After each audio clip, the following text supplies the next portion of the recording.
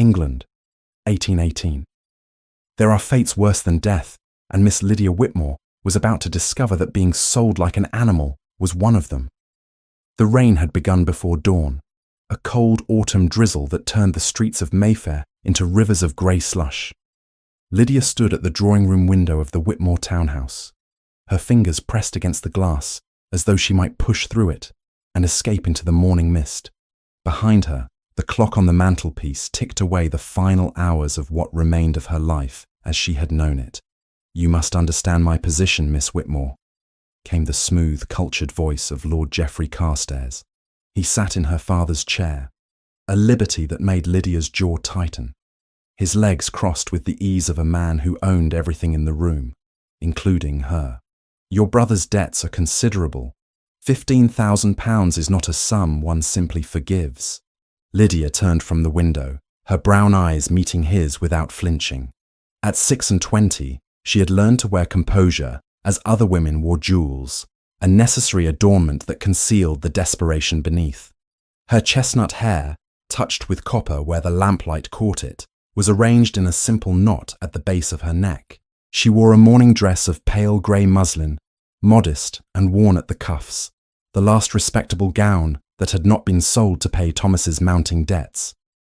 "My brother was foolish," she said, her voice steady despite the trembling in her hands. "But he is young. Surely there must be some other arrangement." Carstairs smiled, and Lydia felt her stomach turn. He was a handsome man, she supposed, in the way that a perfectly crafted mask might be handsome. His features were refined, his clothing impeccable, but there was something in his pale eyes that reminded her of winter ice, beautiful and deadly. "Oh, but there is an arrangement, my dear." He withdrew a folded document from his coat, the paper crackling as he opened it. "Your brother signed this contract 3 months ago. In it, he offers you as, shall we say, collateral for his debts. Should he fail to repay the sum within the agreed time, you become my property through marriage." A most creative solution, I thought, when he proposed it. The room tilted. Lydia gripped the back of a chair to steady herself. "That is illegal." "Quite," Carstairs agreed pleasantly. "However, the contract has been registered with a certain registry office in Cheapside. The clerk there is remarkably accommodating to gentlemen of means. While the document would not survive scrutiny in a court of law, the scandal of its existence would destroy what little remains of your family's reputation. Your brother would face debtor's prison at best, criminal charges at worst, and you, my dear, would be ruined." "Where is Thomas?" Lydia asked, though she already knew the answer. Her brother had not been home in 3 days. "Indisposed," Carstairs said, "hiding, perhaps, from the consequences of his actions. A habit of his, I understand." Lydia closed her eyes briefly. Thomas, her younger brother by 3 years, had been their father's golden child, the heir who would restore the Whitmore name to glory. Instead, he had squandered their modest inheritance at gaming tables and in the company of men who preyed on foolish young aristocrats with more title than sense. When their father, Viscount Whitmore, had died 2 years past, he left behind little more than the townhouse and a handful of investments that barely covered their living expenses. "You have 48 hours, Miss Whitmore," Carstairs continued, rising from the chair. "Bring me £15,000 and I shall return this contract and forget your brother's name. Fail to do so, and I shall call upon you with a special license and my family's clergyman. Either way, the debt will be satisfied." After he departed, the sound of the front door closing echoed through the house, with the finality of a tomb sealing shut. Lydia sank into a chair, her hands shaking so violently that she had to clasp them together in her lap. "Miss!" The voice of Mrs. Dawson, their housekeeper, came from the doorway. The elderly woman's face was drawn with worry. "I couldn't help but overhear. Is it true, then? About Master Thomas?" "Yes," Lydia whispered. "He has sold me to pay his debts." Mrs. Dawson's hand flew to her mouth. "Dear Lord in heaven, what will you do?" Lydia stood, smoothing her skirts with hands that refused to stop trembling. "I will sell everything we have left, Mother's jewels, the silver, whatever might bring coin. You must send word to Lady Margaret in Bath. Tell her I need her help." But even as she spoke, Lydia knew the truth. Her mother's jewels, already diminished by previous sales to cover Thomas's gambling debts, might bring £3,000 at best. The silver and what few valuables remained would add little more. Lady Margaret Ashworth, her father's widowed sister, lived on a modest widow's portion in Bath. She had neither the means nor the connections to raise such a sum. The next 2 days passed in a desperate blur. Lydia visited every jeweller and pawnbroker in London who would receive her, each transaction stripping away another piece of her mother's memory. The pearl necklace that had been worn at her parents' wedding, the sapphire brooch that had belonged to her grandmother, the gold locket containing miniature portraits of her parents as young lovers. By the evening of the second day, she had raised £3,200. It was barely a fifth of what she needed. She sat alone in the drawing room as darkness fell, the money counted and recounted on the table before her, as though staring at it might somehow make it multiply. The fire had burned low in the grate, and she had not bothered to ring for more coal. What did it matter? In the morning, Carstairs would return, and her life as she knew it would end. The clock struck midnight when Mrs. Dawson appeared at the door, her face pale. "Miss, there is a visitor. A gentleman. He says it is urgent." At this hour? Lydia rose, pulling her shawl tighter around her shoulders. "Who is it?" "He wouldn't give his name, miss, but he arrived in a very fine carriage. He says he has information regarding Lord Carstairs and your brother's debts." Hope, fragile and terrifying, flickered in Lydia's chest. "Show him in." The man who entered was not what she expected. He was tall, broad-shouldered, dressed in evening clothes of impeccable quality but severe cut, all black and white without ornamentation. His hair was dark as a raven's wing, his eyes a startling blue that seemed to see straight through her worn gown and desperate circumstances to the fear beneath. He was perhaps 34, with a face that might have been handsome were it not so cold, so carefully devoid of expression. "Miss Whitmore," he said, his voice deep and measured. "I apologize for the late hour. My name is Adrian Valancourt, Duke of Northmere. I believe we have a matter of mutual interest to discuss." Lydia's breath caught. The Duke of Northmere was known throughout London, though more by reputation than by appearance. They called him the Duke of Ice, a man who had amassed a fortune through shrewd investments in naval shipping, while maintaining a distance from society that bordered on reclusiveness. He attended Parliament when duty demanded, but was never seen at balls or social gatherings. Rumour held that he had once been engaged, but the lady had died before the wedding, and he had never recovered. "Your Grace." Lydia managed a curtsy despite her shock. "I confess I do not understand. How do you know of my circumstances?" "Information is valuable, Miss Whitmore, and I make it my business to be well informed." He glanced at the money on the table, then back to her face. "I know that Lord Carstairs holds a fraudulent contract against you, registered through illegal means. I know that your brother has disappeared rather than face the consequences of his foolishness. And I know that you have approximately—" He paused, his gaze flickering to the counted coins and notes. "10 hours before Carstairs returns to claim you." "Then you know I am lost," Lydia said quietly. "Unless you have come to offer me £15,000 out of charity, which I cannot imagine." Something that might have been amusement touched his eyes. "Not charity, Miss Whitmore, a proposition. But first tell me, do you know who I am beyond my title?" "You are the Duke of Northmere. They say you were a friend to the Prince Regent before your retirement from society.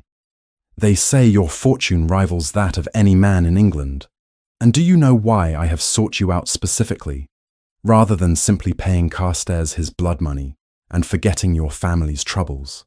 Lydia shook her head, exhaustion and confusion making her bold. "I cannot fathom why a duke would concern himself with the troubles of a viscount's penniless daughter." "Your father once saved my father's life," Adrian said simply. "They were boys together, swimming in the lake at your father's estate in Hampshire. My father, the 4th Duke of Northmere, would have drowned had your father not pulled him from the water. It was a debt my father never forgot, though they lost touch in later years. When I heard the name Whitmore connected to Carstairs' schemes, I made inquiries." Lydia felt tears prick her eyes the first she had allowed herself since this nightmare began. My father never spoke of it. He would not have. He was, by all accounts, a man of honour. Adrian moved to the fireplace, stirring the dying coals with the poker. I propose to pay Carstairs £20,000 for the contract. The additional £5,000 will serve to humiliate him publicly, demonstrating that his schemes are worth less than the price I set. The contract will be transferred to my name. Horror and hope warred in Lydia's chest. You would own me? For 21 days, Adrian continued, his voice matter-of-fact. The Cheapside ledgers accept petitions only after 3 full weeks of posted notice, he said. It is a petty clerk's rule that has survived 3 magistrates, but it shields the annulment from procedural challenge. That is the legal minimum required to petition for the annulment of a fraudulent registry. At the end of that time, I will burn the contract in the proper registry office, witnessed by a magistrate. You will be free. Why 21 days? Lydia asked, her mind racing. Why not pay Carstairs and simply destroy the contract immediately? Because...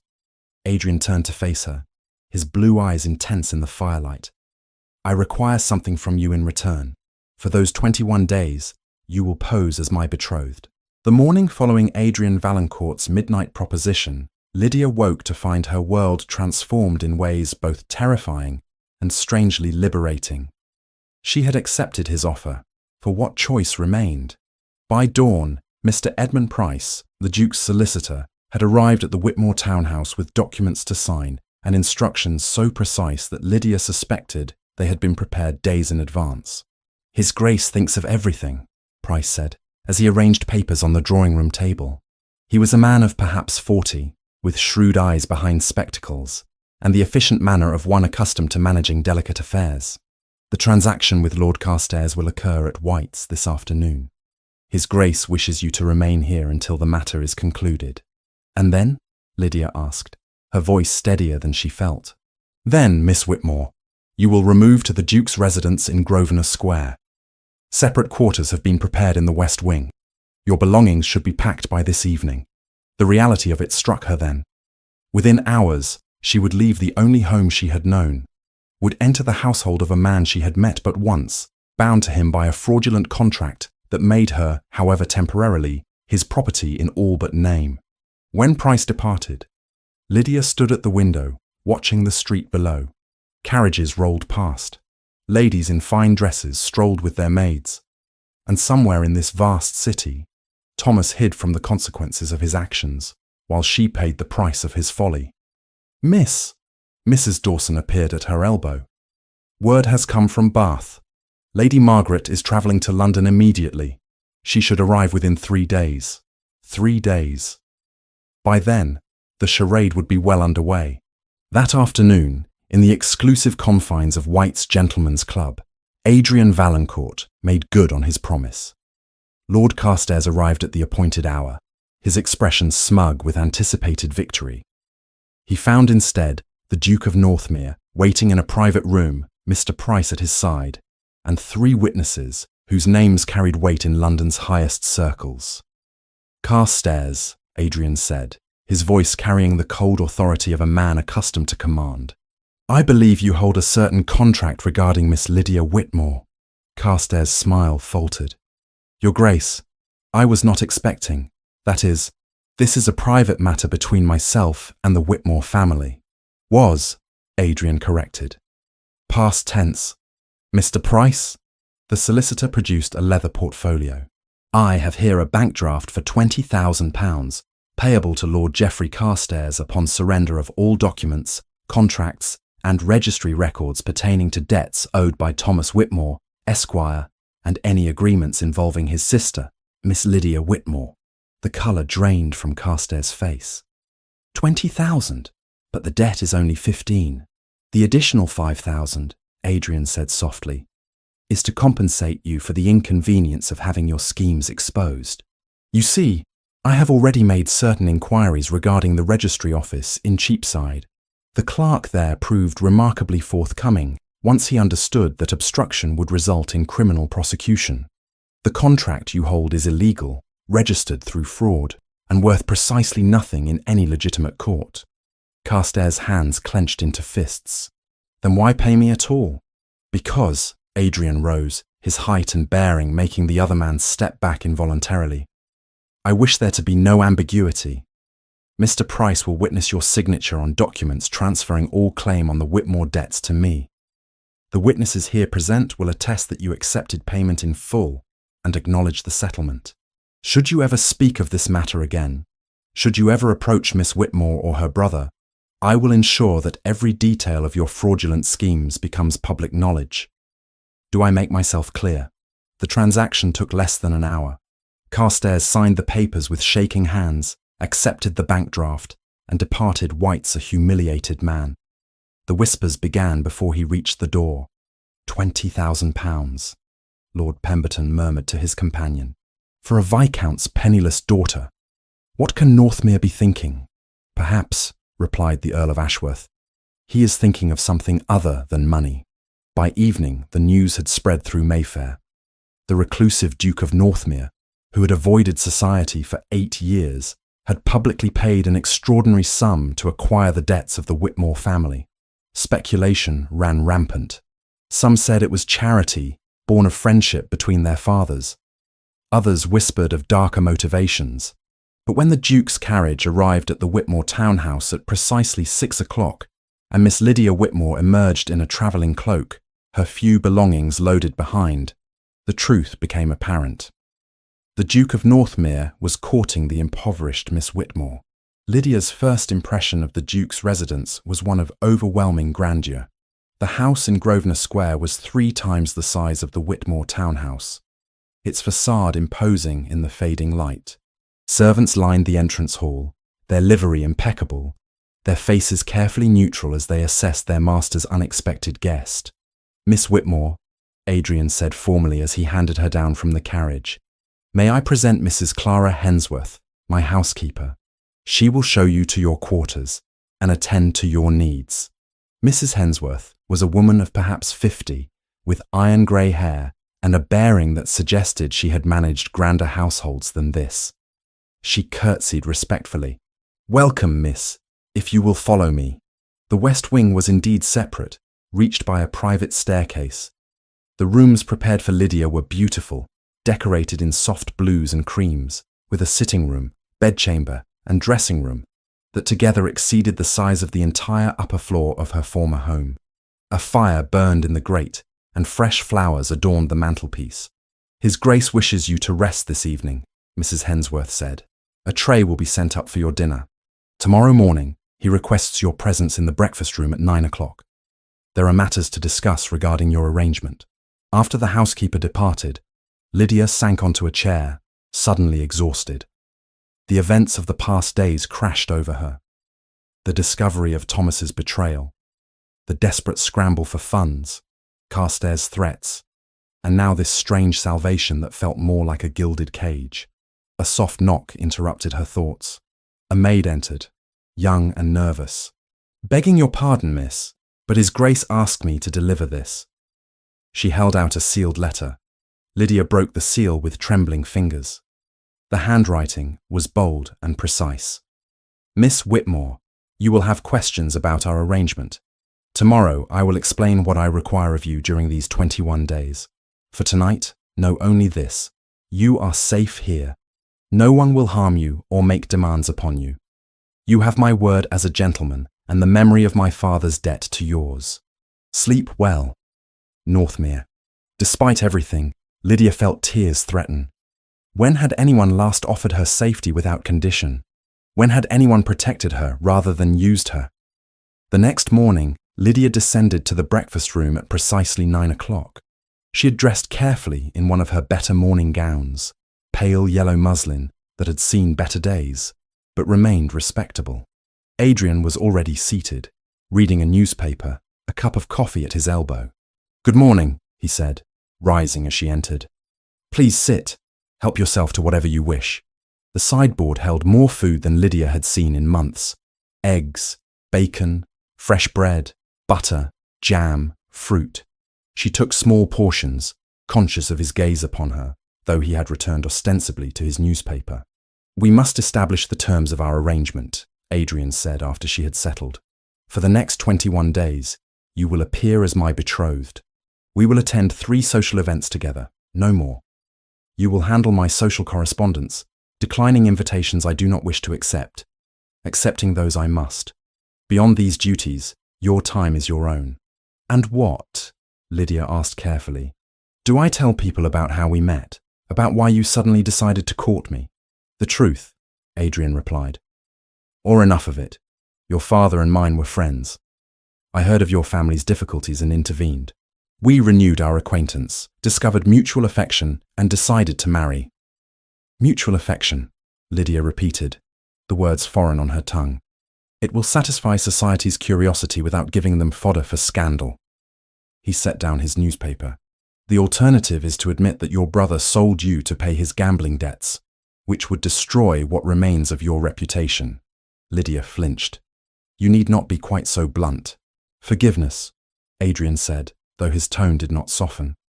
But I find that honesty, however painful, prevents misunderstandings. You should know that I will not require anything beyond what I have stated. Your quarters are private. Your person is inviolate. This is a business arrangement, nothing more. And at the end of 21 days? The contract will be destroyed. I will announce that we have mutually agreed to end our betrothal.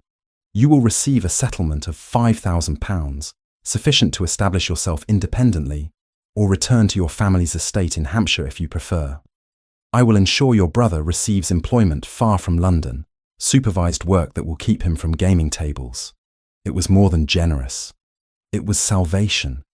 Yet something in Adrian's voice, a careful emptiness, made Lydia wonder what had driven him to such an elaborate rescue of a stranger. Mrs.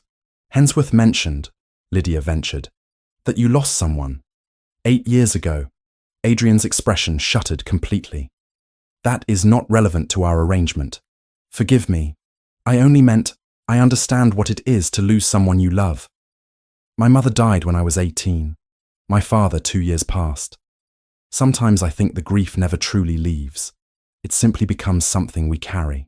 For a long moment, Adrian said nothing. Then, so quietly she almost missed it. Her name was Caroline. Lady Caroline Devereux. We were to be married, but she fell ill 3 days before the wedding. The fever took her in less than a week. I am sorry, Lydia said, and meant it. It was a long time ago. He rose abruptly. I have business to attend. The first event we must attend is tomorrow evening, a dinner at Lord Pemberton's. Mrs. Hensworth will ensure you have an appropriate gown. He left before she could respond, his footsteps echoing in the hall. Lydia sat alone in the breakfast room, studying the half-eaten food on her plate and wondering what manner of man she had bound herself to, even temporarily. That afternoon, a letter arrived that changed everything. The letter that arrived from Thomas bore the seal of a boarding house in Cheapside, the wax cracked and smudged as though it had passed through many hands. Mrs. Hensworth brought it to Lydia's sitting room on a silver tray, her expression neutral, but her eyes sympathetic. It came by messenger, miss. The boy said he was paid to deliver it here specifically. Lydia waited until she was alone before breaking the seal.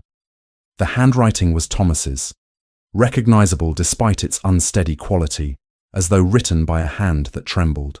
Lydia, forgive me. I know those words are worthless after what I have done, but I write them anyway, because I have nothing else left.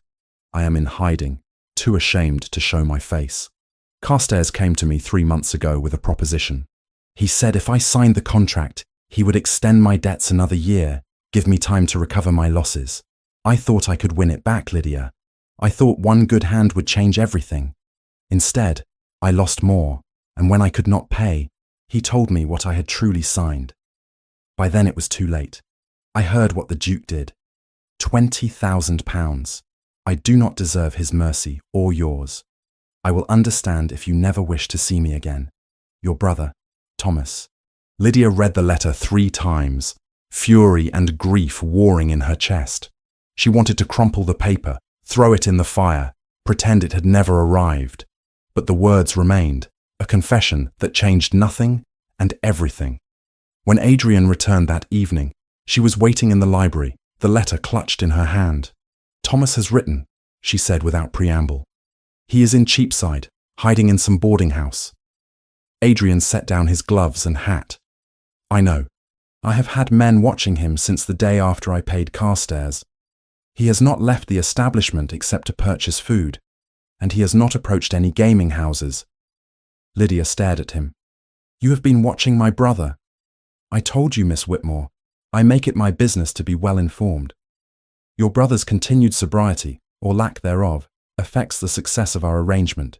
If he falls back into gambling and creates new scandals, it reflects poorly on both of us. I should like to see him, Lydia said quietly. I know you said he should remain away from London, but he is my brother. I need to know he is well.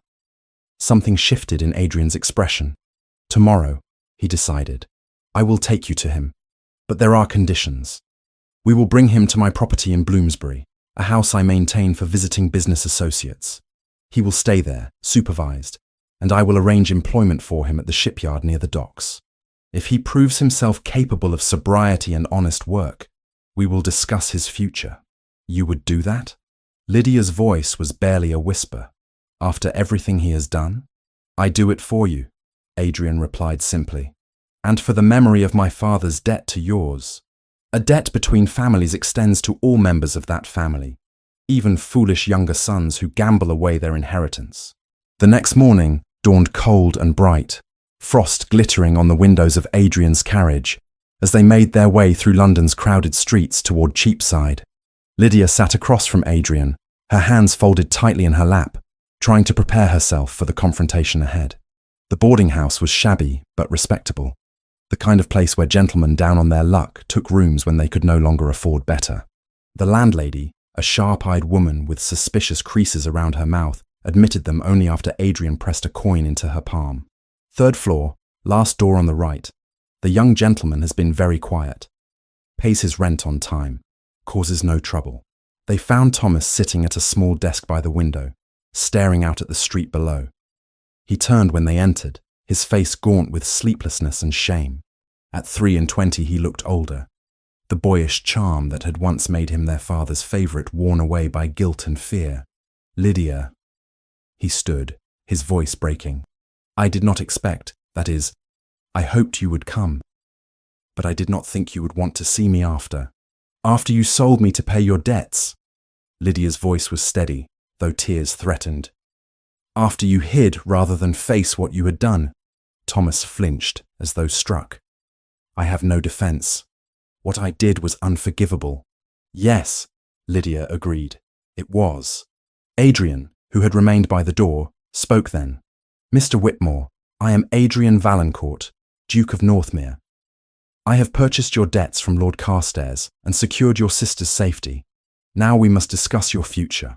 Thomas turned to him, his expression wary. My future?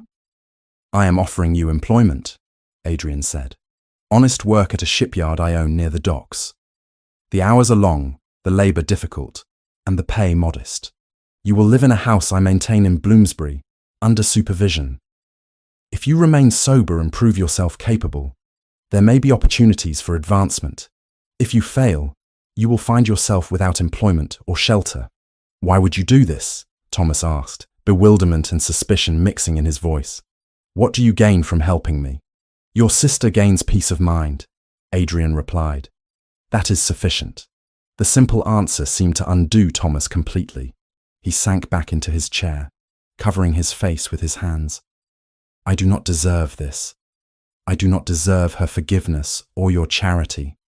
No, Lydia said, stepping forward. You do not.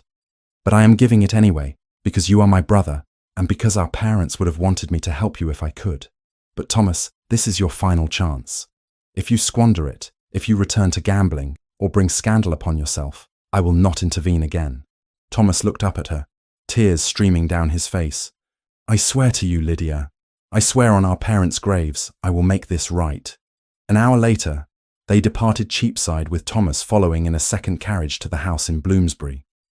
Adrian had summoned his estate manager, a stern-faced man named Mr. Crawford, who would oversee Thomas's employment and ensure he remained away from gaming establishments. As their carriage rolled back toward Grosvenor Square, Lydia found herself studying Adrian's profile. He sat with perfect posture, gazing out the window, his expression as unreadable as ever. You show him more kindness than he deserves, she said finally. Perhaps, Adrian replied. But kindness, Miss Whitmore, is not always about what someone deserves. Sometimes it is about what they need to become better than they were. Is that what happened to you? The question escaped before Lydia could stop it. After Caroline died, did someone show you kindness? His jaw tightened. No. I retreated from the world and let grief turn me into something cold and distant. It is not a path I would recommend. Before Lydia could respond, the carriage jerked to a sudden halt. Adrian leaned forward, his expression alert. What is it? The driver's voice came from above. Apologies, Your Grace, but there is a commotion ahead. A crowd has gathered. Adrian opened the carriage door and stepped out, Lydia following despite his gesture for her to remain. They found themselves at the edge of a crowd surrounding a street vendor whose cart had overturned, spilling vegetables and bread into the mud. A small boy, no more than 7 years old, knelt among the wreckage, crying. Please, sir, the boy begged a well-dressed gentleman who stood nearby. It was an accident. I did not mean to bump your horse. Please, do not have me arrested. The gentleman sneered. Filthy urchin. You have ruined my boots and cost this vendor his livelihood. You should be taken to the magistrate. Adrian moved through the crowd with quiet authority, his presence parting the gathered spectators. What is the cost of the damages? The vendor, a haggard woman with work-worn hands, looked up at him. £3, Your Grace, maybe 4, with the cartwheel broken. Adrian withdrew a leather purse and counted out £5. For the damages and your trouble, the boy meant no harm. The well-dressed gentleman sputtered. See here, Northmere, you cannot simply... Can I not? Adrian's voice was soft, but carried a weight that made the other man step back. The matter is settled. I suggest you continue about your business. The gentleman departed, muttering about presumptuous dukes. The vendor curtsied deeply, clutching the money. The small boy, still crying, looked up at Adrian with eyes full of wonder and terror. Lydia, watching from the edge of the crowd, saw Adrian crouch down to the boy's level, his voice gentling in a way she had not heard before. What is your name? J. James, sir. Your Grace. James, you must be more careful around horses. They frighten easily. Do you understand? The boy nodded vigorously. Yes, Your Grace. Thank you, Your Grace. As they returned to the carriage, Lydia found her perception of Adrian shifting. This was not the cold, distant duke who sat across from her at breakfast. This was a man who noticed the struggles of street vendors and spoke gently to frightened children. That was kind of you, she said once they were moving again. It was practical, Adrian replied, but there was no conviction in his voice. Public disturbances delay travel. It was kind, Lydia insisted. And you know it was. He turned to look at her then, really look at her. And for a moment, the careful mask slipped. What she saw beneath was not the ice everyone spoke of, but rather loneliness, profound and aching, the kind that came from years of isolation. Perhaps, he said finally, I'm trying to remember what kindness feels like. That evening, the first of their 3 required social appearances, approached like an impending storm. Lydia dressed in the gown Mrs. Hensworth had procured for her, a creation of deep blue silk that must have cost more than she had spent on clothing in the past year. When she descended to the entrance hall, she found Adrian waiting, resplendent in evening dress that emphasized his height and the breadth of his shoulders. You look well, he said, and something in his tone made her cheeks warm. As do you, she replied. The dinner at Lord Pemberton's was everything Lydia had dreaded, and more. The moment they entered the drawing room, conversation ceased. Every eye turned toward them, assessing, judging, hungry for gossip. Lady Pemberton, a formidable woman with sharp eyes and sharper wit, approached with predatory grace. Your Grace, how delightful to see you in society again. And this must be Miss Whitmore. How extraordinary that you should form an attachment so quickly. Not so extraordinary, Adrian replied smoothly. When one recognizes quality, one acts decisively. Throughout dinner, Lydia endured whispered speculation and barely concealed disdain from the other guests. She was seated between a pompous baron who ignored her entirely and a young lord who asked pointed questions about her family's finances. It was Adrian who rescued her, his voice cutting across the table with calm precision. "Lord Winters, I believe Miss Whitmore was discussing the new lending library in Mayfair before you interrupted with your interrogation. Perhaps you might allow her to finish." Lord Winters flushed and fell silent. Lydia, meeting Adrian's gaze across the table, saw something there that made her breath catch, genuine interest, as though her thoughts about lending libraries actually mattered to him. When the evening finally ended and they returned to the carriage, Lydia felt exhausted but oddly triumphant. "Thank you," she said, "for defending me." "They were rude," Adrian replied. "I will not tolerate rudeness toward my betrothed, however temporary our arrangement." Lydia studied his profile in the dim light of passing street lamps. "You are not what I expected." "What did you expect?" "Ice," she said honestly. "They call you the Duke of Ice, but tonight I saw something different, something warmer." Adrian was silent for a long moment. When he finally spoke, his voice was quieter than she had ever heard it. "Perhaps, Miss Whitmore, you are beginning to thaw me." The days following Lord Pemberton's dinner party passed with surprising ease. Lydia found herself falling into a comfortable rhythm within the Duke's household. Her mornings spent managing correspondence as Adrian had requested, her afternoons her own. Thomas sent word from Bloomsbury that he had begun work at the shipyard. His letters brief but earnest, describing the physical demands of unloading timber and the simple satisfaction of honest labour.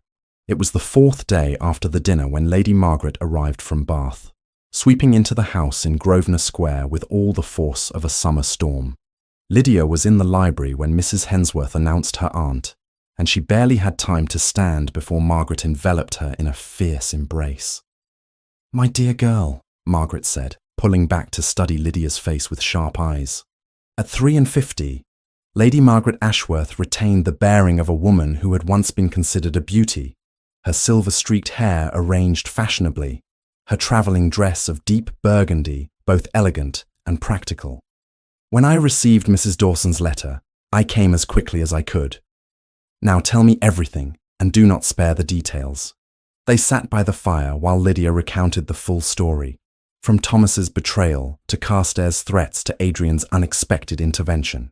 Margaret listened without interruption, her expression growing darker with each revelation. "That foolish boy," she said finally, referring to Thomas. "Your father would be heartbroken to see what his son has become. And this Duke, this arrangement you have entered into, what manner of man is he?" "I do not entirely know," Lydia admitted. "He is reserved, formal. But there are moments when I glimpse something different beneath the surface. He has been generous with Thomas, offering him employment and a chance to redeem himself. And with me, he has been nothing but honourable." "Honourable," Margaret repeated, her tone sceptical. "Lydia, you are living in his house, posing as his betrothed. What happens at the end of these 21 days? Society will assume the worst if the engagement is broken." "He has promised me a settlement," Lydia said. £5,000. Enough to establish myself independently or return to Hampshire. Margaret rose, pacing before the fireplace. "Money is not everything, my dear. Your reputation, once tarnished, cannot be bought back." Before Lydia could respond, Adrian's voice came from the doorway. "Lady Margaret, I presume." He entered, bowing respectfully. "I am Adrian Valancourt. I apologise for not being present to greet you upon your arrival. I was attending to business." Margaret assessed him with the frankness of a woman who had seen too much of the world to be impressed by titles alone. "Your Grace, my niece has explained your arrangement. I find it both generous and troubling in equal measure." "Your concern is natural," Adrian replied. "Perhaps we might speak privately. I would welcome the opportunity to address your questions directly." Margaret glanced at Lydia, who nodded. "Very well, Your Grace. I should like to understand your intentions toward my niece." They withdrew to Adrian's study, leaving Lydia alone in the library. She tried to read, but found herself staring at the same page for half an hour, wondering what her aunt and the Duke were discussing. When they finally emerged, Margaret's expression had softened considerably. "Well," she said to Lydia, It seems the Duke is precisely as you described. Honourable, if unconventional. I shall stay at the Clarendon Hotel for the duration of your arrangement. The Clarendon, being the most central and most gossiped about address in Mayfair, was where half of London arranged to be seen. That way, I am nearby should you need me, but I do not compromise the propriety of the situation further. After Margaret departed, Lydia found Adrian still in his study, staring at papers on his desk without seeming to see them. "What did you tell her?" she asked from the doorway. "The truth," he replied. "That I owe your family a debt I can never fully repay. That I intend to see you established safely and independently at the end of our arrangement. And that," he hesitated, "I find your presence in this house less burdensome than I anticipated." "Less burdensome," Lydia repeated with the ghost of a smile. "What fulsome praise, Your Grace." He looked up then, and she saw something unexpected in his blue eyes. Warmth, perhaps, or the beginning of it. "Forgive me. I am not accomplished at expressing, that is. What I mean to say is that you have made these past days more pleasant than I expected." Before Lydia could respond, Mr. Price arrived with news that required Adrian's immediate attention. She returned to the library, her heart beating strangely fast, wondering at the shift she felt occurring between them, subtle but undeniable. The second required social event arrived 4 days later, a ball at the Ashworth estate in Mayfair. The Earl and Countess were distant cousins of Lady Margaret, and the invitation had arrived with a pointed note suggesting that the Duke's sudden betrothal had created much speculation that only his presence could address. Lydia dressed with care in a gown of deep emerald silk that Mrs. Hensworth had commissioned from the finest modiste in Bond Street. When she descended the stairs, she found Adrian waiting in the entrance hall, and the expression on his face when he saw her made her breath catch. "You are beautiful," he said simply, as though the words had escaped without permission. "Thank you," Lydia managed, feeling heat rise in her cheeks. "You look very well yourself." The ballroom was crowded with London's elite, and their entrance caused the same shocked silence as at Lord Pemberton's dinner. But this time, Lydia held her head high, her hand resting lightly on Adrian's arm, drawing strength from his solid presence beside her. The evening passed in a blur of introductions and barely civil inquiries. Lady Ashworth, a woman with kind eyes and a genuine smile, proved to be an ally, steering Lydia away from the more venomous gossips and introducing her to ladies who had known her mother in their youth. It was during the supper dance that everything changed. Adrian had led Lydia onto the floor for a waltz, his hand at her waist, sending warmth through the silk of her gown. They moved together with surprising harmony, as though they had danced together many times before. "You are doing well," Adrian said quietly. "They expected you to cower, but you meet them with dignity." "I learned from watching you," Lydia replied. "You face society's judgment with such calm indifference." "It is not indifference," he admitted. "It is armour. After Caroline died, I could not bear the pity in their eyes, the whispers about the Duke who had lost his love. So I built walls between myself and the world." "And now?" Lydia asked, daring to meet his gaze. "Now," he said softly, "I find those walls beginning to crumble." The music swelled around them, and Lydia felt the world narrowing to just the two of them, his blue eyes intense on hers, his hand warm through her glove. When the dance ended, he escorted her from the floor, but his hand lingered at her elbow longer than propriety demanded. They returned to Grosvenor Square near midnight, the carriage ride passing in comfortable silence. At the door to her chambers, Adrian paused. "Miss Whitmore, Lydia," he corrected himself. "I wonder if I might ask something of you." "Of course. Would you join me in the music room? There is something I should like to show you." Curious, Lydia followed him down the corridor to a room she had not yet entered. It was smaller than the other reception rooms, dominated by a magnificent pianoforte that gleamed in the lamplight. "Do you play?" Adrian asked. "Yes, though I have not had much opportunity lately. We sold our instrument 2 years ago. Would you play for me now?" Lydia moved to the pianoforte, running her fingers across the keys. She chose a piece by Mozart, melancholy and beautiful, and as she played, she became aware of Adrian standing nearby, watching her with an expression she could not decipher. When the final notes faded, silence hung between them. Then Adrian crossed the room with sudden purpose, stopping so close that Lydia could see the rapid pulse in his throat. "Lydia," he said, her name rough on his lips, "I find myself in an impossible situation. This arrangement we made, this business transaction, it was supposed to be simple, but nothing about you is simple. I do not understand," she whispered, though her heart raced with dangerous hope. "I am falling in love with you," he said, the words emerging as though wrenched from somewhere deep within. "I did not mean to. I thought my heart died with Caroline 8 years ago. But you, with your strength and your kindness, and your refusal to be broken by circumstances that would destroy others, you have awakened something in me I thought lost forever." Lydia stood frozen, torn between joy and fear.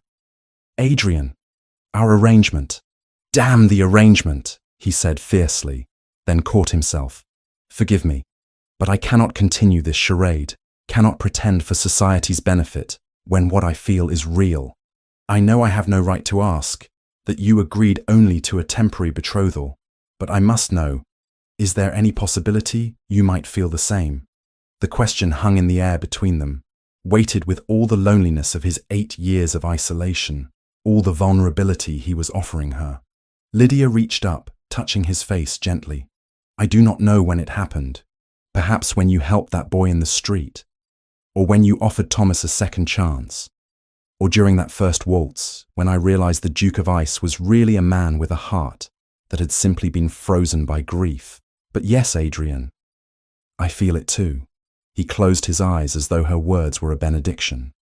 When he opened them again, they blazed with emotion. "Then may I? Would you allow me?" "Yes," she breathed. Adrian lowered his head, and their lips met in a kiss that was gentle at first, questioning, then deepened as Lydia responded, her hands coming up to his shoulders. It was nothing like she had imagined a first kiss would be. It was better, filled with promise and possibility, and the sweet ache of longing finally acknowledged. When they finally drew apart, Adrian rested his forehead against hers. "Marry me," he said, "not as part of an arrangement, not to satisfy society or pay a debt, but because I choose you, and I hope you might choose me." "I do," Lydia said, tears sliding down her cheeks. "I choose you, Adrian. I choose this, whatever it may be." They stood together in the music room as the night deepened around them. Two people who had found each other against all odds, who had discovered that love could bloom even in the coldest winter, that hearts could heal if given the chance. Tomorrow, Adrian would take her to the registry office and burn the contract that had brought them together. She slept at last with that certainty in her chest. Yet by morning, the certainty had soured. The plan to attend the registry died the instant Mr. Price crossed the threshold with Carstairs' new threat. Tomorrow, it seemed, had been stolen in the night. Tomorrow they would face society as a truly engaged couple. But tonight, they simply held each other, grateful for the unexpected gift of second chances. The morning light filtering through the curtains of Lydia's chamber found her staring at the ceiling, unable to sleep, despite the late hour she and Adrian had finally parted. Her lips still tingled from his kiss, her heart racing with the memory of his declaration. Yet even as joy flooded through her, a seed of doubt had taken root during the sleepless hours before dawn.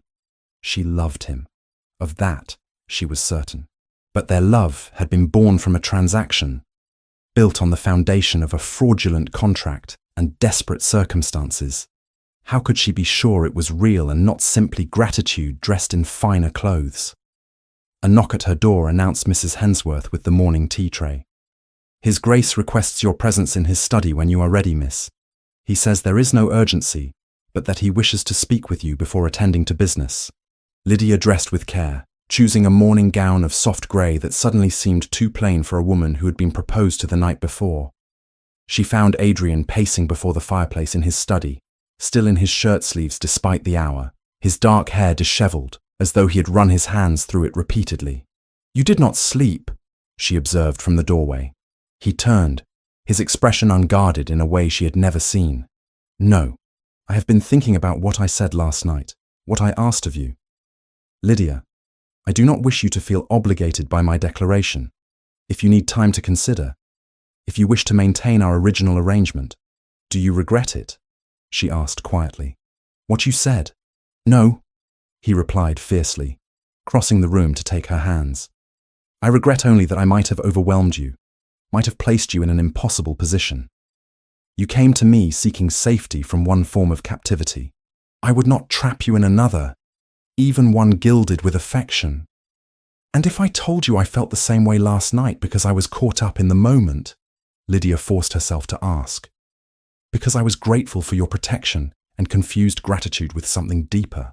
Adrian's face tightened with pain, but he did not release her hands. Then I would honor our original agreement. At the end of the 21 days, I would let you go, and I would never speak of this again.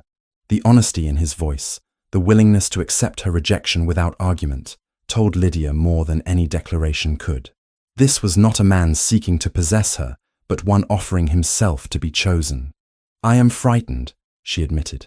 Everything between us has happened so quickly, born from circumstances neither of us controlled. How can we trust what we feel? We cannot, Adrian said simply. Not entirely. Love, I think, always requires a leap of faith. He paused, seeming to gather courage. But perhaps we need not leap immediately. What if we extended our arrangement, not the contract, but our time together? You could remain here, we could court properly, and at the end of a month or two, or however long you need, you could decide if what you feel is real. Before Lydia could respond, Mr. Price burst into the study without announcement, his face pale with urgency. Your Grace, Miss Whitmore, I apologize for the intrusion, but there is a matter requiring immediate attention. What is it? Adrian demanded, instantly alert. Lord Carstairs has returned to London. He appeared at my office this morning with what he claims is the original registry document from Cheapside. He alleges that what you purchased from him was merely a personal copy and that the official registry still lists Miss Whitmore as collateral for Thomas Whitmore's debt. The room seemed to tilt beneath Lydia's feet. That is impossible.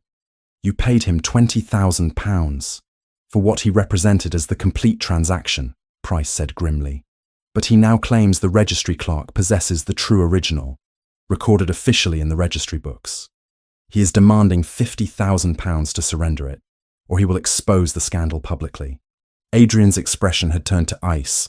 The warmth of moments before vanished behind the mask of the Duke of Northmere. Where is he now? At the Clarendon Hotel. He says he will wait there until this evening for your response. If he receives no word by 8 o'clock, he will take his claims to the newspapers. After Price departed to make inquiries about the registry records, Adrian and Lydia stood in tense silence. He is lying, Lydia said finally. He must be. Perhaps, Adrian agreed. But the threat alone is enough to destroy your reputation. Even if we prove the document is a forgery, the scandal of its existence will spread through London within hours. Then there is nothing left to burn. Adrian said at last. Only ash where their lies pretended to be law. Lydia exhaled. The promise had been kept, only by a cleaner fire. Society does not wait for proof before passing judgment. Then pay him, Lydia said desperately. £50,000, £100,000, whatever he demands. No. Adrian's voice was hard. I will not reward extortion. Carstairs will bleed us dry, returning again and again with new demands. We must end this permanently. How? Lydia asked, fear making her voice sharp. He holds power over us as long as that document exists, real or forged. Adrian was silent for a long moment, his gaze fixed on the fire. When he finally spoke, his voice was cold with calculation. Then we ensure he no longer has power. We destroy him before he can destroy you. The rest of the morning passed in a flurry of activity. Adrian summoned Thomas from Bloomsbury, and when her brother arrived, still in his work clothes from the shipyard, Lydia saw the change weeks of honest labour had wrought in him. He stood straighter, his eyes clearer, though guilt still shadowed his features when he looked at her. I heard Carstairs has returned, Thomas said without preamble. Mr. Crawford received word this morning. If there is anything I can do to help, anything at all, you need only ask. There is, Adrian replied. I need you to tell me everything you know about Carstairs' methods, every conversation you had with him, every threat he made, every other gentleman you saw in his company. Leave nothing out, no matter how trivial it seems. For 2 hours, Thomas recounted his dealings with Carstairs, and as he spoke, a pattern emerged. Carstairs had approached at least 6 other young men of good family but limited means, offering the same bargain: sign over something of value as collateral, receive extended credit, and pray you could win back your losses before the debt came due. There was a Lord Pembroke, Thomas said hesitantly, an older gentleman, perhaps 45.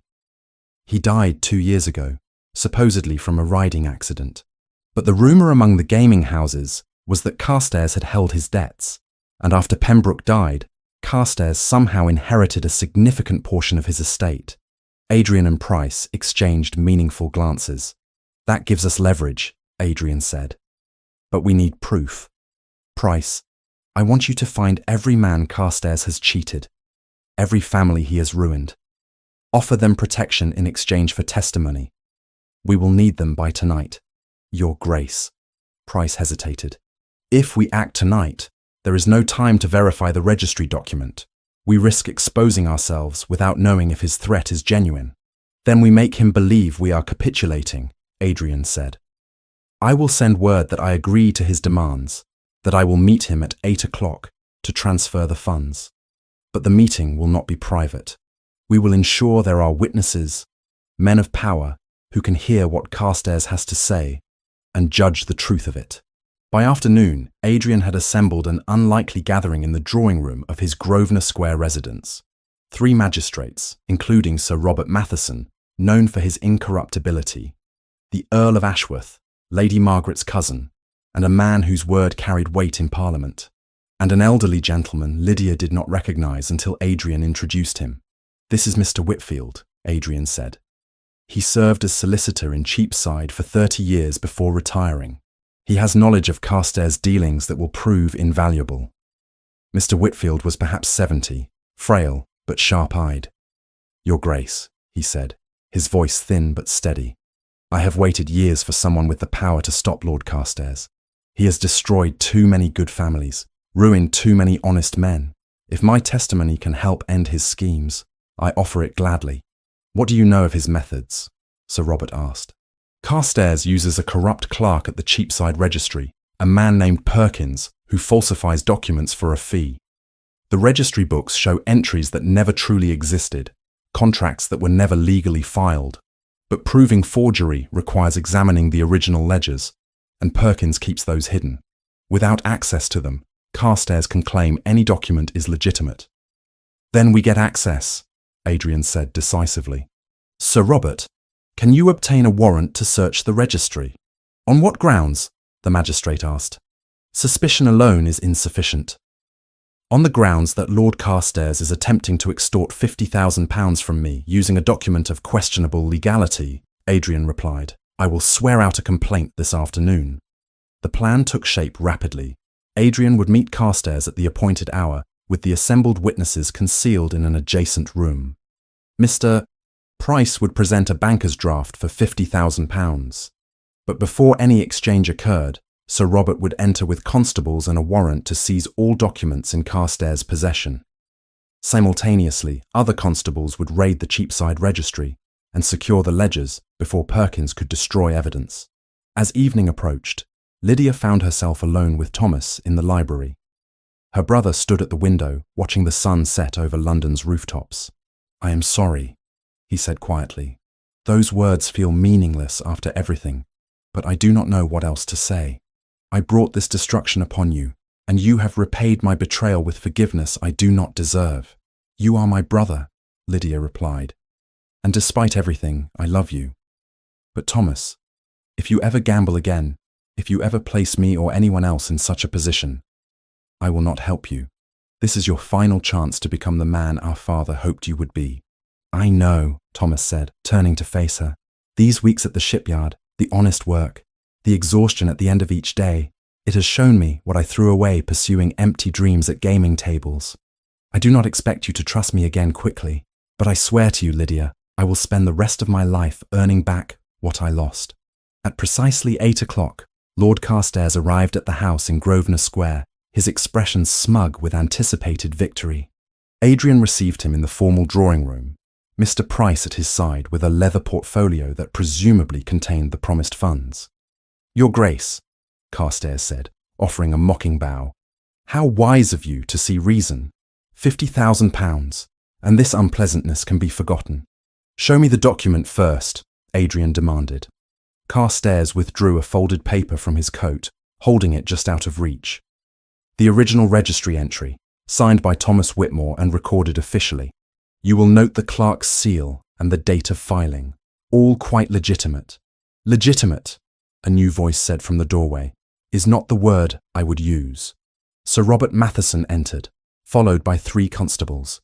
Behind them came the Earl of Ashworth and the other magistrates, their presence transforming the private meeting into an official proceeding.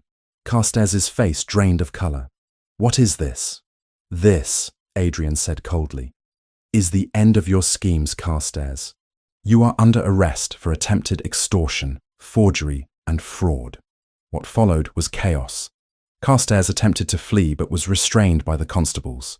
The document was seized and examined by the magistrates, who noted immediately the irregularities in the supposed clerk's seal.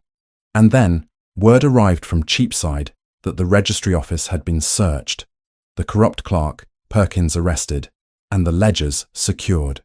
Mr. Whitfield examined the registry books with the careful attention of a man who had spent decades reading such records. When he finally looked up, his expression was grim with satisfaction. The entry Carstairs claims is registered does not exist in the official ledgers. The page where it should appear shows evidence of alteration, with a newer ink inconsistent with entries from 3 months past. This is a forgery, executed recently, likely within the past week. Wah! Carstairs slumped in the constable's grip, all his arrogance evaporated.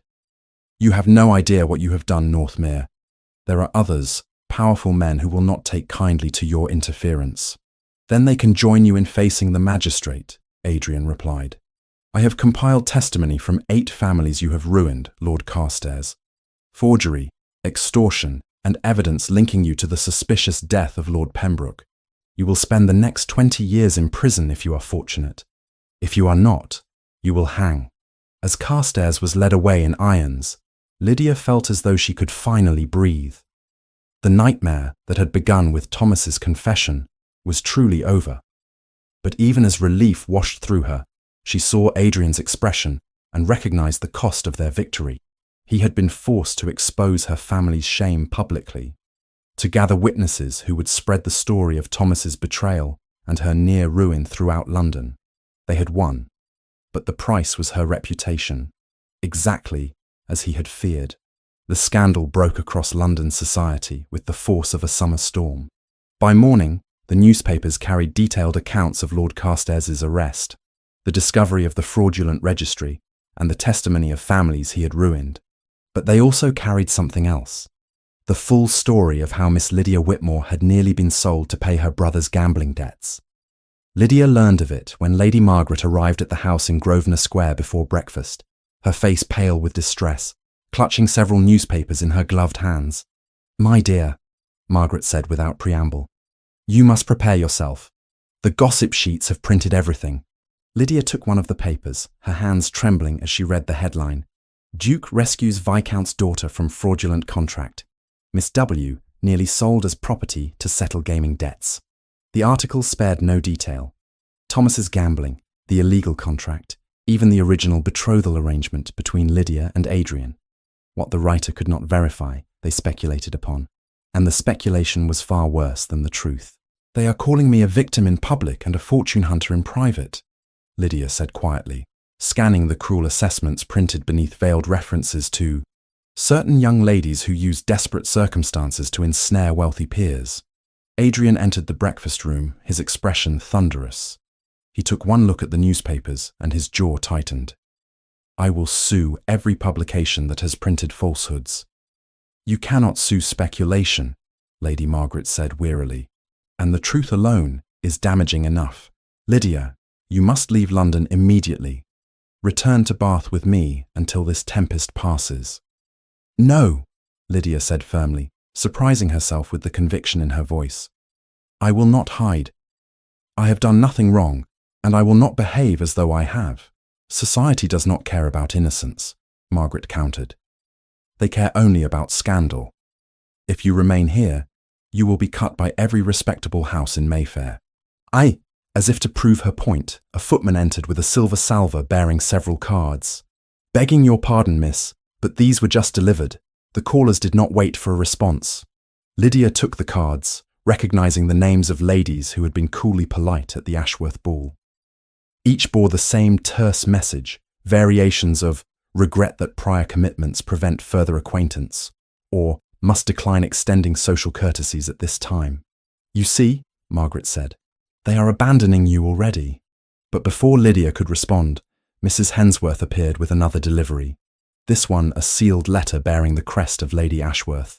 Lydia broke the seal with shaking fingers and read, My dear Miss Whitmore, I have read the accounts in this morning's papers with great distress, not at your conduct, which has been nothing but dignified throughout this ordeal, but at the eagerness with which certain members of society rush to condemn a young woman who has been victimized by circumstances beyond her control. I write to assure you that my doors remain open to you, and that I consider it an honor to count you among my acquaintances. I am planning a small gathering 3 days hence, and I hope very much that you and the Duke will attend. Let them see that not all of London society has lost its capacity for compassion. Yours in friendship, Charlotte Ashworth. Lydia felt tears prick her eyes at the unexpected kindness. Lady Ashworth has invited us to a gathering, she said, showing Adrian the letter. Then we shall attend, he replied immediately. We will not allow cowards and gossips to dictate how we live our lives. But the days that followed tested that resolve. Walking in Hyde Park with Lady Margaret, Lydia endured turned backs and whispered comments that were meant to be overheard. There she is, the girl who was bought and sold. I heard the Duke paid £20,000 for her. Makes one wonder what he expects in return. Poor thing, she likely had no choice but to accept his charity. What else could she do? The cruelty of that last comment stung most because it contained truth. She had been desperate, and Adrian had saved her. But what the gossips could not see, what they would never understand, was that what had begun as a transaction had transformed into something real, something precious. It was during an afternoon call to the lending library that Lydia encountered Lady Worthington, one of the most influential hostesses in Mayfair, and a woman known for her cutting wit and sharper judgments. Lydia was examining a volume of poetry when the lady's voice rang out across the reading room. Miss Whitmore, how brave of you to show your face in public. Or should I say how bold? Tell me, is it true what they say about your arrangement with the Duke, that you were sold like common goods to settle debts? The room fell silent. Every eye turned to Lydia, waiting to see how she would respond to such a direct attack. Lydia set down the book she had been holding and turned to face Lady Worthington with perfect composure. It is true that my brother made grievous errors that placed our family in jeopardy. It is true that Lord Carstairs exploited those errors through illegal means. And it is true that the Duke of Northmere intervened to prevent a terrible injustice. But I was never sold, Lady Worthington. I was rescued. And if that makes me common goods in your estimation, then I am grateful to be so classified, for it means I need never aspire to the cruel sophistication you represent. She curtsied with impeccable correctness and departed the library, her head high, despite the trembling in her limbs.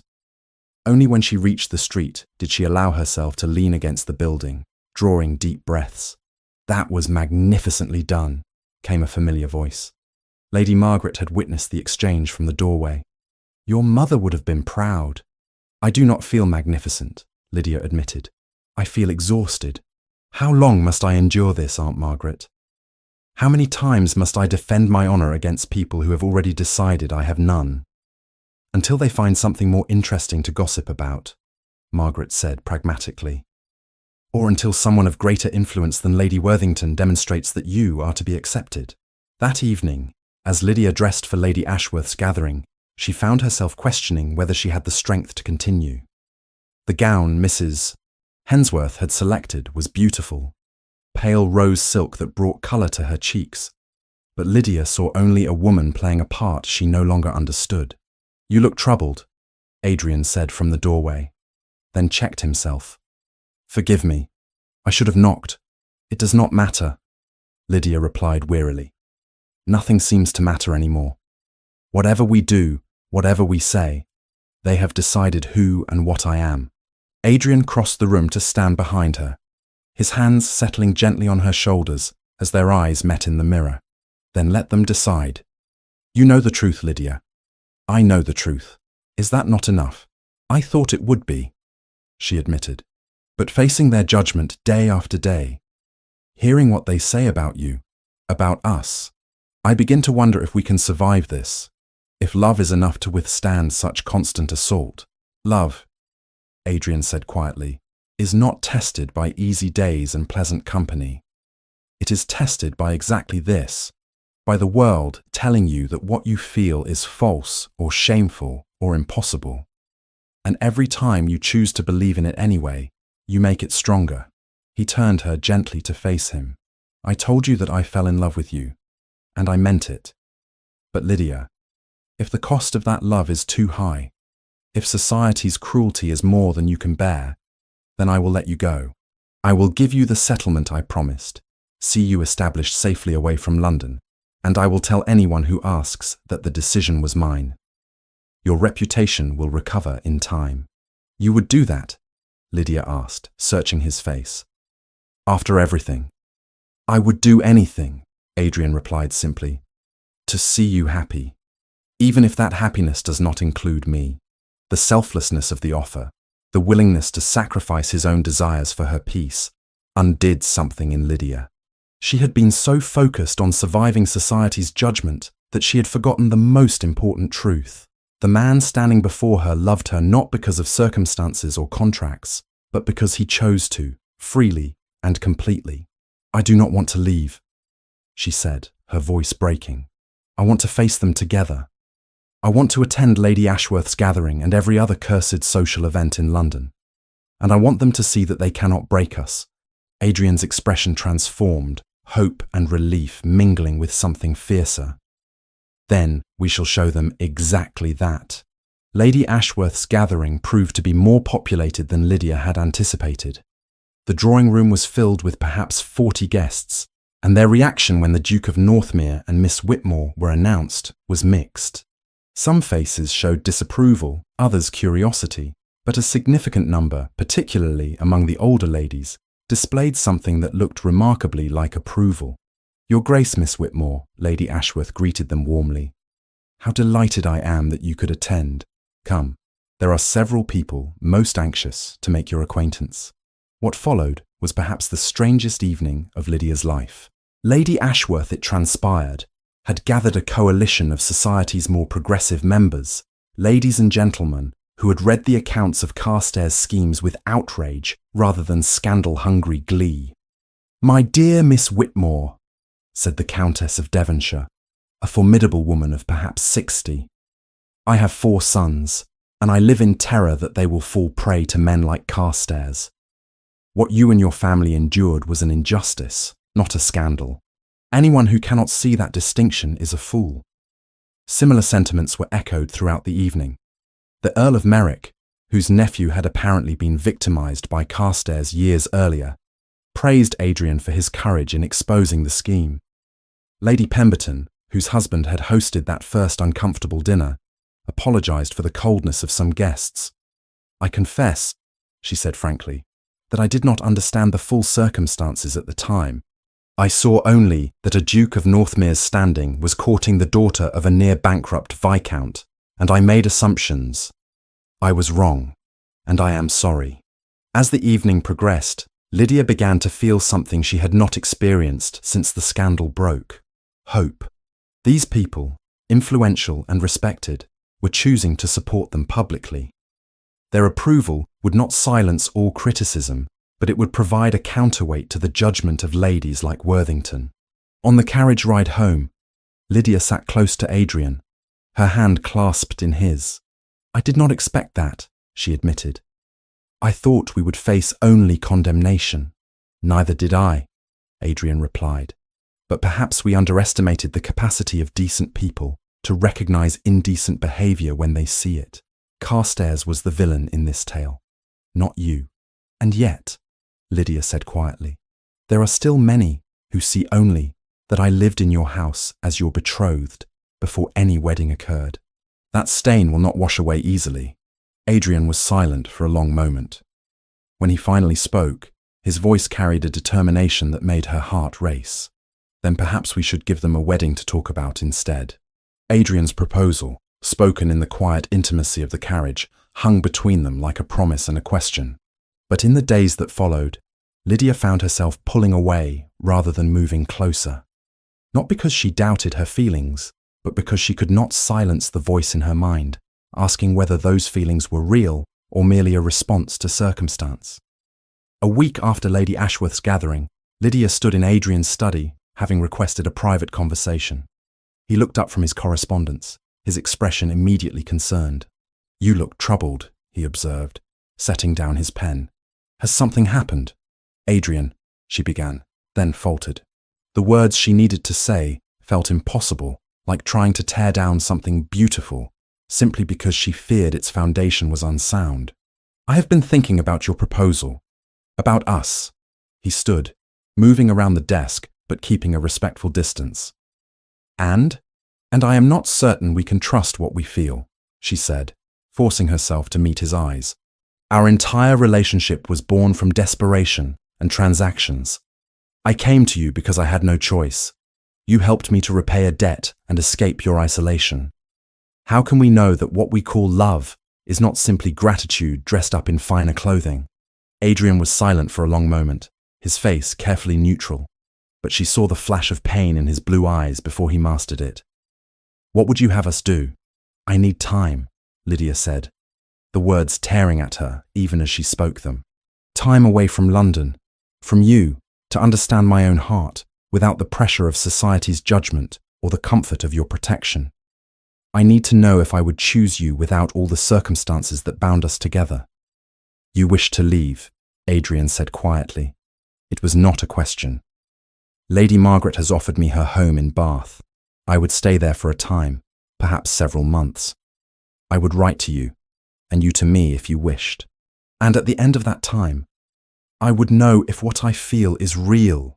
Adrian moved to the window, his back to her, his shoulders rigid with tension. When he finally spoke, his voice was strained but steady. "I will not keep you here against your will, Lydia. If you need this separation to find clarity, then I will grant it. But know that my feelings will not change in your absence. What I feel for you is not circumstantial." "How can you be certain?" Lydia asked desperately. "How can either of us be certain when everything between us has been so complicated from the beginning?" He turned then, and the raw emotion in his face nearly broke her resolve. "Because I have lived without love for 8 years, Lydia. I know what emptiness feels like, what isolation tastes like, and I know that what I feel when you are in the room, when you laugh at something I say, when you defend yourself with such courage against those who would diminish you, that is not emptiness. That is not isolation. That is being alive again." Lydia felt tears sliding down her cheeks. "And what if in 6 months I decide that what I felt was not love? What if distance reveals that we were both clinging to each other because we were both so desperately lonely? Then," Adrian said softly, crossing to her and gently wiping the tears from her face, "I will let you go. I will keep my promise of the settlement, and I will never speak of this again. Your happiness matters more to me than my own desires, Lydia. If you need proof of my love, let that be it." The arrangements were made within 3 days. Lady Margaret, though initially reluctant, agreed that perhaps distance would provide clarity. Thomas, now settled into his work at the shipyard and living respectably in the house in Bloomsbury, came to say farewell to his sister with sadness but understanding. "You have given me so much, Lydia," he said as they stood in the entrance hall of the Grosvenor Square house. "You sacrificed everything for my mistakes, and now you are sacrificing your own happiness to be certain it is real. I hope you find what you are seeking." And I hope, he glanced at Adrian, who stood apart, allowing them privacy, that you realize what you already have. The morning Lydia departed for Bath, Adrian insisted on accompanying her and Lady Margaret to the coaching inn. The journey would take the better part of a day, and Lydia had packed only what she needed, leaving most of the beautiful gowns and possessions Adrian had provided behind. At the inn, as the coach was being prepared, Adrian drew Lydia aside for a private farewell. "I have something for you," he said, pressing a small leather journal into her hands. "I thought you might wish to record your thoughts during this time." "And he hesitated, uncharacteristically uncertain. "I wrote something on the first page. A reminder, perhaps, of what you are trying to decide." Lydia clutched the journal to her chest. "Adrian, Do not say anything now," he interrupted gently. "Take your time, Lydia. Discover who you are without the weight of scandal and society's judgment. And if, at the end of it all, you decide you wish to return, I will be waiting."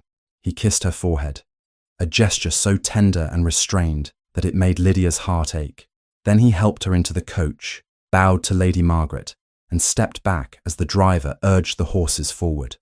Lydia watched through the window as Adrian's figure grew smaller, standing alone on the street, his hand raised in farewell.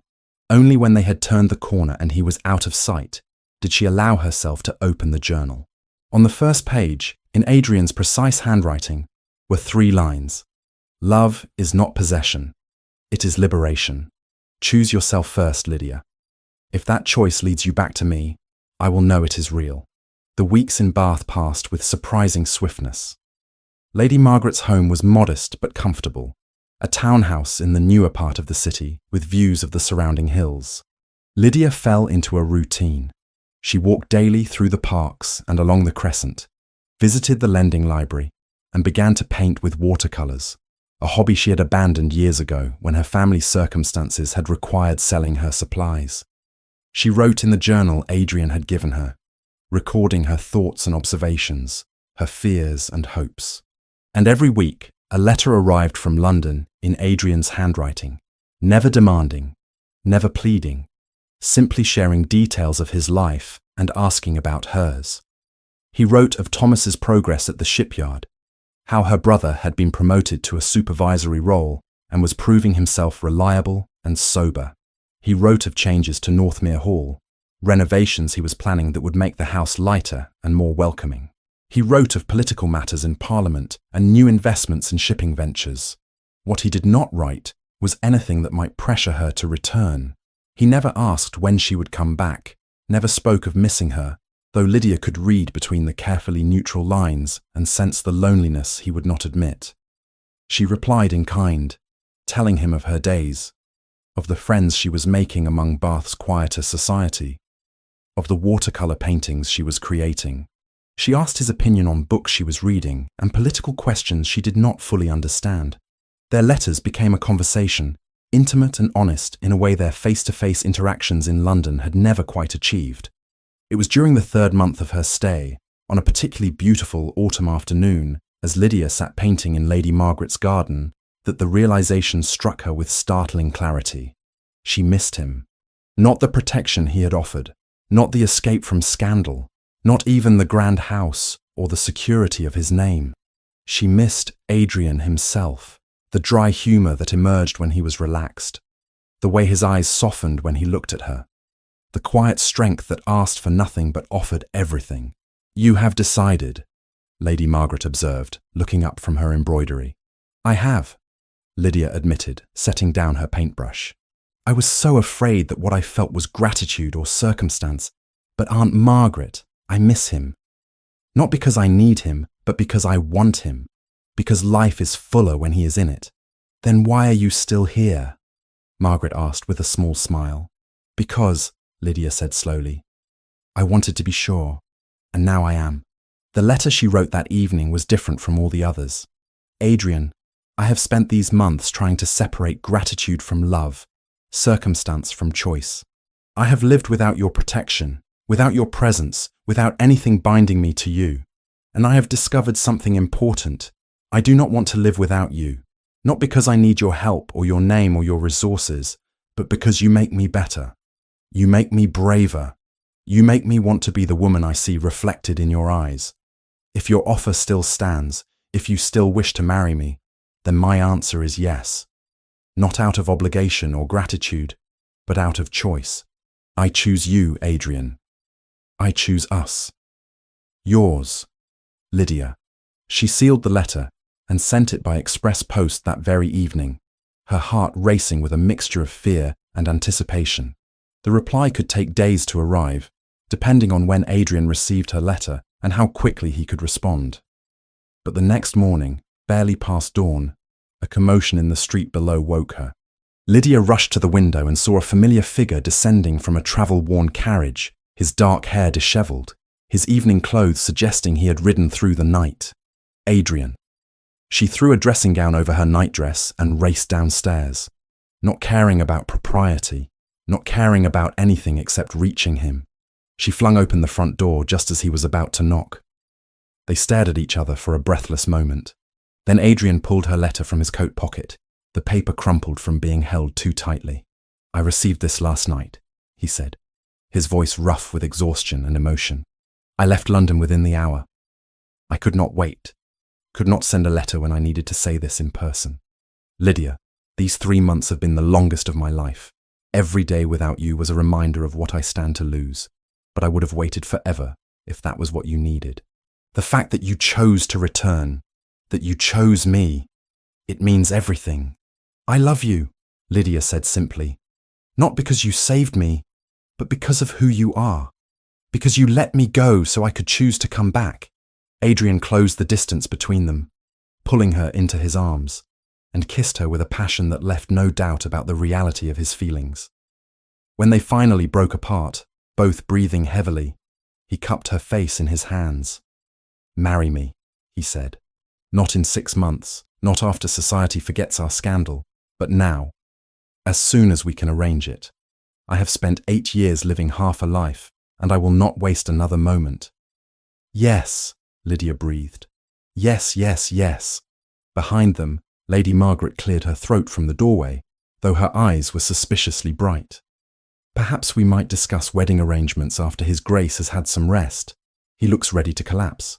But Adrian was smiling, truly smiling, in a way Lydia had never seen, and she knew that this, finally, was real.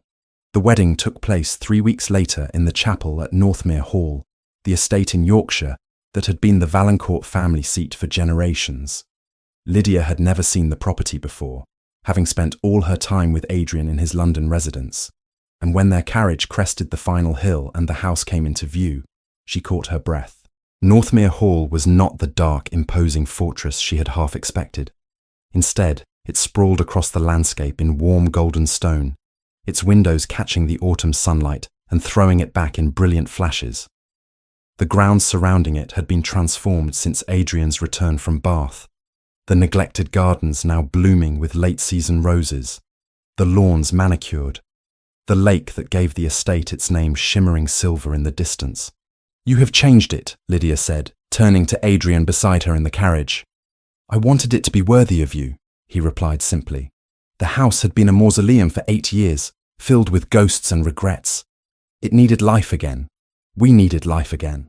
Mrs. Hensworth greeted them at the entrance, her usual stern expression softening into something approaching a smile. "Welcome home, Miss Whitmore. Or I should say, welcome to your future home, as you will be mistress here after the wedding." The guest list for the ceremony was deliberately small. Thomas arrived the day before, nervous but sober, his hands calloused from honest work and his eyes clear. He embraced Lydia fiercely when he saw her. "You look happy," he said. "Truly happy. I cannot remember the last time I saw you smile that way." "I am happy," Lydia confirmed. "And Thomas, I am proud of you. Mr. Crawford's reports have been excellent. You have become the man Father always hoped you would be."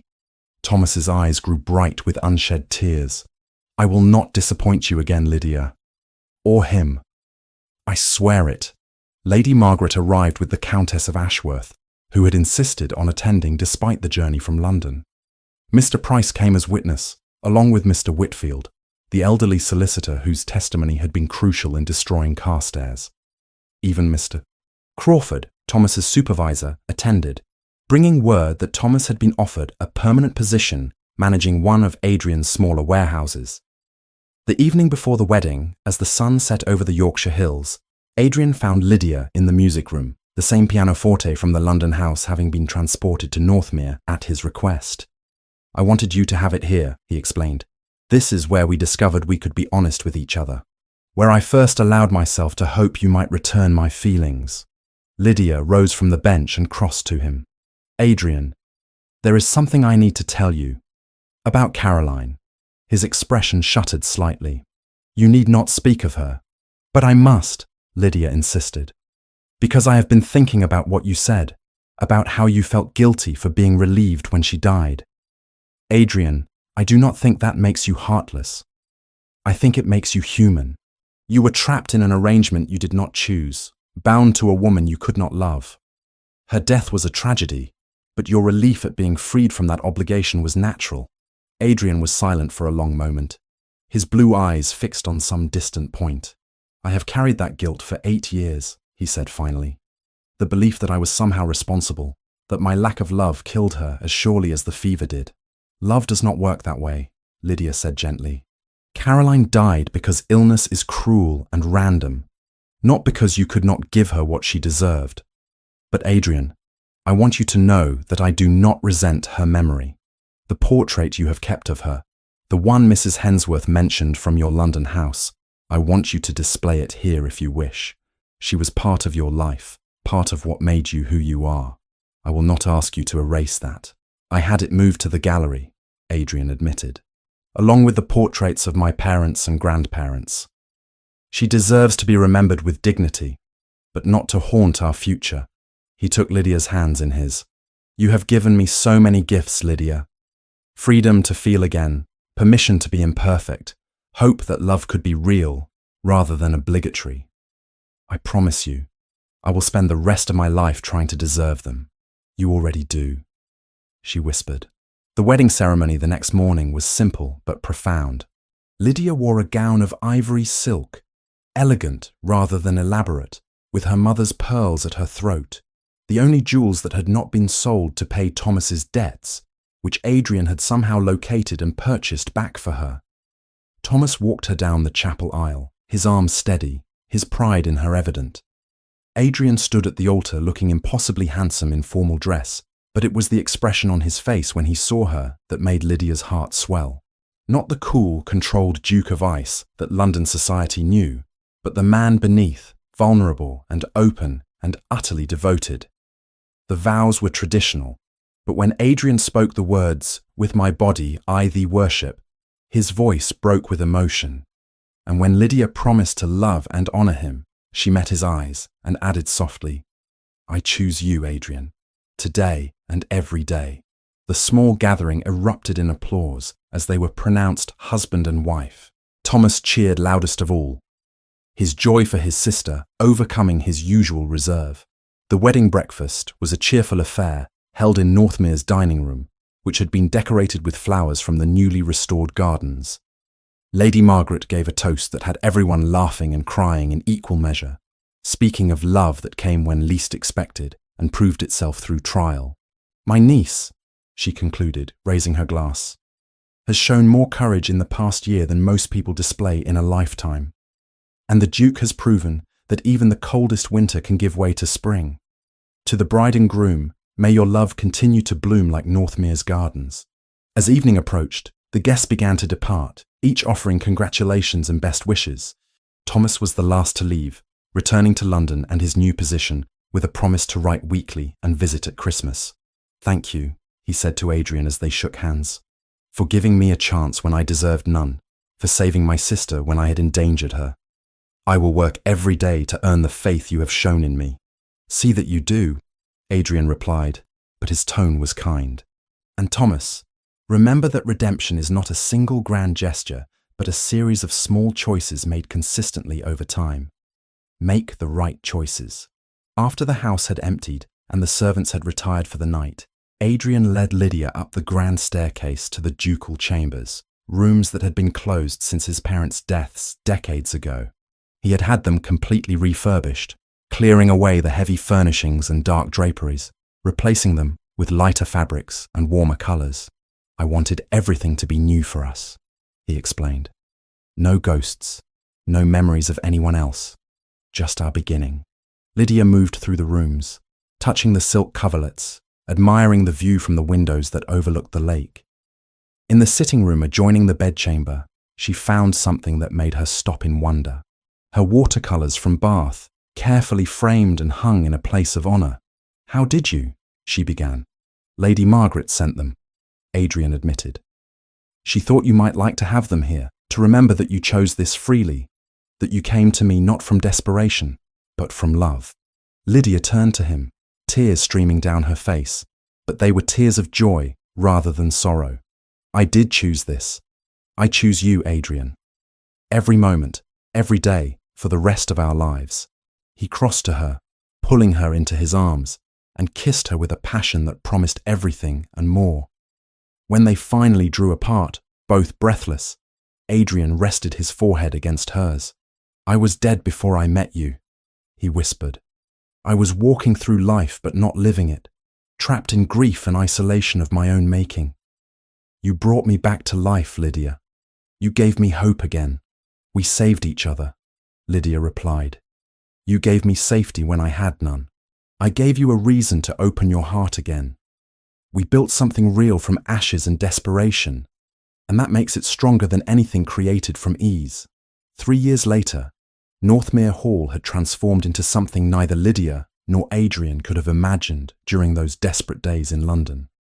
The house rang with laughter and life, no longer a cold monument to past sorrows, but a home filled with warmth and promise. Lydia stood in the newly planted rose garden, her 2-year-old daughter Caroline Margaret toddling beside her, trying to catch butterflies that danced among the blooms. The child had been named for both Adrian's lost love and Lydia's beloved aunt, a bridge between past and future that honoured what had been while embracing what was. Adrian emerged from the house, carrying the latest correspondence from London. Thomas writes that he has been elected to a position on the Merchants' Council, he said, pride evident in his voice. 5 years sober, respected in his community, and engaged to marry the daughter of his former supervisor. I believe your brother has finally found his way. Thanks to you, Lydia replied, watching as Adrian swept their daughter into his arms, making her giggle with delight. Thanks to all of us, Adrian corrected.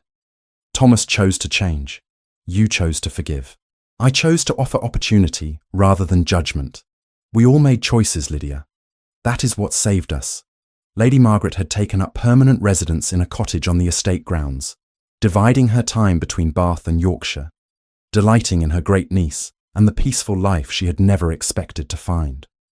From London, reports arrived that Lord Carstairs had begun serving his 20-year sentence, his schemes fully exposed and his reputation destroyed. Mr. Whitfield had passed away peacefully in his sleep 6 months after the trial, content that he had finally seen justice done.